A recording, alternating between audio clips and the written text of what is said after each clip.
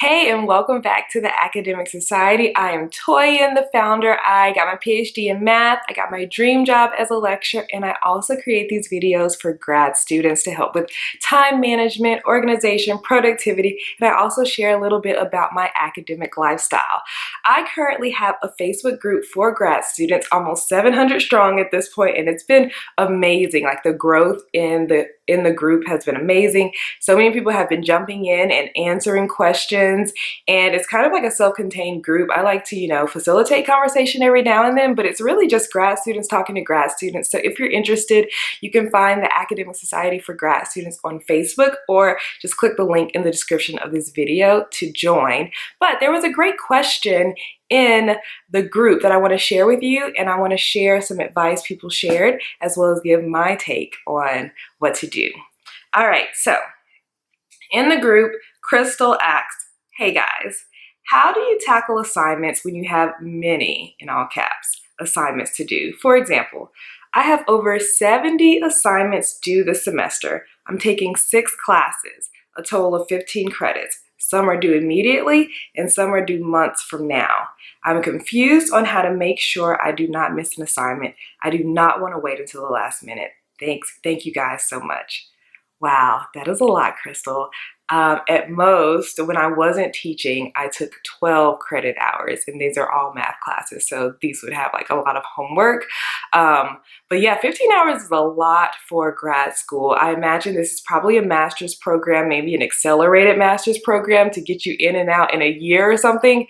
But I first want to share what some of the grad students had to say in the group, and then I'll share my advice as well. All right, so Erica, who actually has a YouTube channel, I will link it below this video, but Erica says, I suggest creating a spreadsheet or master list of assignments first. For example, you can create a spreadsheet for each class, which includes the assignment name and due date. Or you can create one master list of all the assignments and their deadlines. By having these listed out rather than in your syllabi, you can quickly see what's due next. I'm a color coder, so I'd also color code for a quick activity versus lengthy project. If you create one master list, you can also color code for each class. And I'm actually going to just interject. I love that advice. This is actually what I used when I was applying for jobs, because there's so many jobs to apply for with different deadlines, different requirements. So I made a color coded spreadsheet. So things that were deadlines that were approaching, they were green. When they were getting closer and closer, they were yellow. And when they were past due, they were red. So I really like this idea of creating a spreadsheet of all of your assignments for the semester, even though it may look overwhelming, and then color code based on, or like list the deadlines and color code however you want. And that was great advice, Erica. Don't forget to check out her YouTube channel, Ever Educating, if I'm not mistaken, but I'll link it in the description. All right, Christina says, I wrote out what was due from each syllabus in my monthly review of my planner.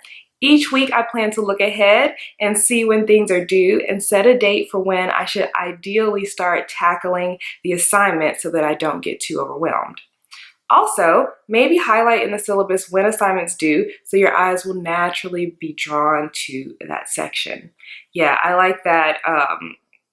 Having like a monthly and weekly plan. So these kind of go together, taking Erica's spreadsheet idea and then putting the current things in your planner and like plan for each month. That's a great idea.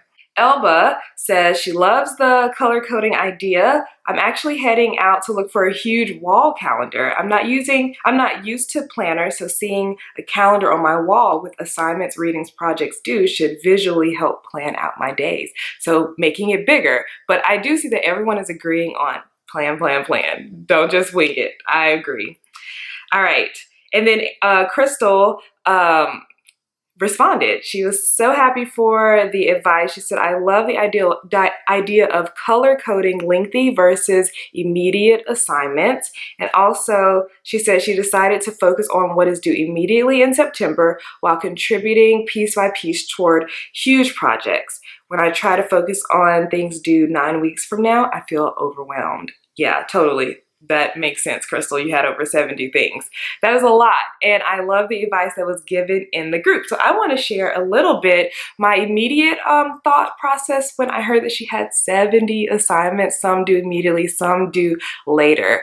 So when I like to create a calendar, I like to block off times for productivity and not really label what I'm going to do for each productivity chunk, because things change. You learn about things last minute, and it kind of gives you the flexibility without the disappointment of saying, I'm going to do this assignment at 9 a.m. and then 9 a.m. you have an email of something else you have to do and you don't do your assignment at 9 a.m. That leads to disappointment. However, I like to create big productivity chunks to say, during this time period, I'm going to get work done. And throughout each day and each week, I actually plan what I get done in those productivity chunks. So I would recommend maybe having productivity chunks dedicated to things that are currently due, and then productivity chunks that are things you are working towards, or things that are due later, so that you don't have to switch gears a lot.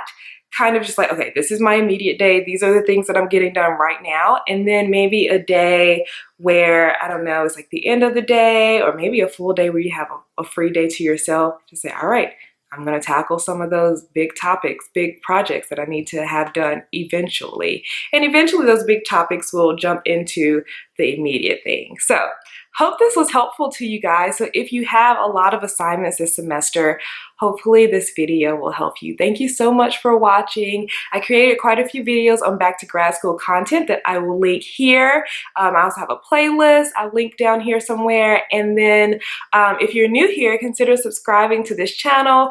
I create at least one video a week. I'm working on doing 2 videos a week. Thank you so much for watching. Have a wonderful day. Bye.